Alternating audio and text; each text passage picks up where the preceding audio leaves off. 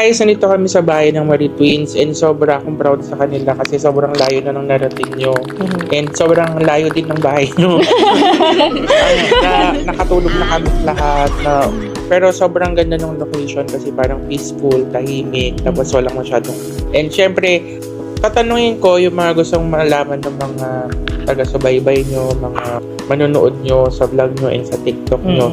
And para malinawan, and syempre tulad nung sa iba, natanong ko sila and yung side nyo naman, at least parang malinaw lang, diba?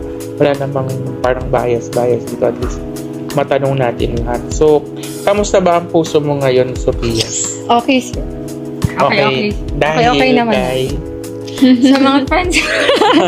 Sa mga friends. Di ba dahil kay Franz yan? O nakakatulong Isa din si Franz doon. Kasi motivate. best friend. Isa sa yung best friend ko, si friend. Friend lang, di ba? Friend lang. Friends. And ikaw, syempre, sobrang saya mo, Sabina. Sobrang saya mo. And 4 months na lang lalabas na si Baby.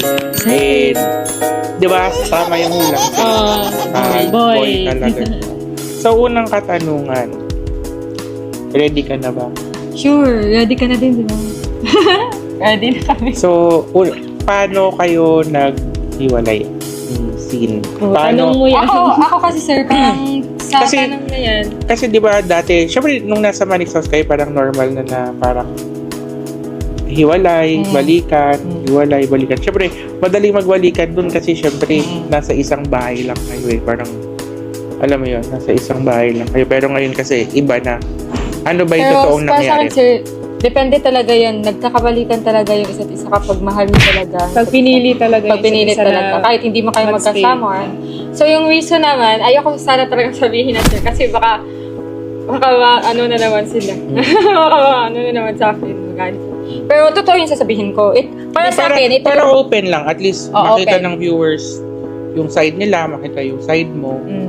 And, syempre ilalabas namin to after na lang nung birthday ni para Oo, para respect na din sa birthday. Oo, para hindi masira or wala siyang iniisip. Para siguro 14 or 15 palipasin muna natin para at least payap.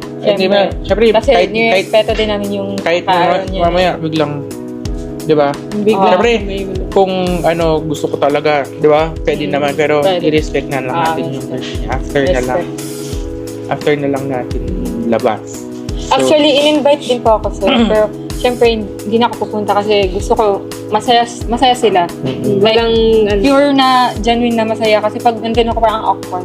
hindi ka pa comfortable. Oo, ganun. Ang awkward din sir. Pero good thing na in-invite. Good. Kahit 10 times ka na nakahiwalay, parang, alam mo yun, gusto mong sagarin yung puso mo na parang hanggat matuyot ka, hanggat maubos ka. Kasi meron pa eh, hanggat meron ka pang pagmamahal na natira eh. Kaya parang gusto mo pa subukan. Parang susuko ka na lang pag wala nang natira. Ibig sabihin kasi meron pang konting pagmamahal na natira sa'yo. Kaya parang sige, subukan pa natin kahit sobrang sakit na. Kahit alam kong pag nagbalikan kami, grabe Mauulit na naman yung na trauma, gano'n, there's issue, iyak na naman. Move on, another cycle na naman ng pag-move on. Syempre, Pero, tinry ko katatata yun sir. Pumunta nga ako sa birthday niya. Hindi mo man lang ako nakita kasi di ako napakita nun sir. parang. Pero lalaman mo lang siguro nun sir na napunta. Kasi, Kay Riri ata. hindi lang ako napakita. Ayun Pupunta sana ako nun sa ibang bansa kasi gusto ko magpakasaya ganun. Ayun, pinili ko saktan sa sarili ko. Pumunta ko dun sa Manix. Ano siya? Nagbigay ng gift. Binigay mo ng gift niya. Tinanggap niya yung regalo. Tinanggap niya, pinilit ko. Tanggapin ko na lang. Kasi, yan na naman yung last eh. Ginanong ko. Tapos, ayaw na naman pakita. Parang nagpaka-martyr ka. Napaka-martyr sir. Ay, syempre, lahat naman tayo Tapos yun. willing magmukhang tanga para sa love. Para gusto ko kasi yung walang pagsisisi.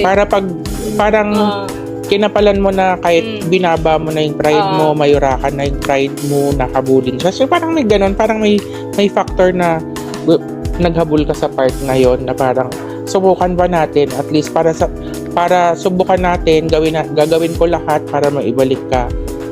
Para pag dumating na talagang wala na, at least hindi mo masisisi yung sarili mo na pinabayaan mo mawala yung relasyon nyo ng ganun-ganun na lang. Kasi nag-try eh. Diba? At least nag-try. Nagtaya. Tapos yun, hindi niya ako nilabas. Ayaw na niya mapakita. Tapos yun, Kahit closure, wala. Wala kayong usap na na sa personal, wala eh. Okay, sana siguro yung time na yun, sir, kinausap niya ako sa personal. Tapos yun, tinir na, wala na, ganun. Siguro magiging okay pa. Pero wala eh, wala. parang nabitin ka sa... Wala. Hindi ko kasi feel Ano- sa chat. Ano ba yung gusto mong marinig sa kanya na parang magkakaroon ka ng...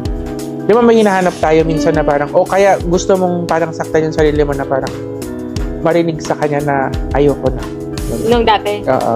Yun Yung dati na. Oo. Yung parang anong gusto mong marinig para Yun, yung ma-confirm confirmation na na talagang ayaw na talaga, like, di na niya ako mahal. Ganun. yun yung gusto mong That's why marinig. na lang.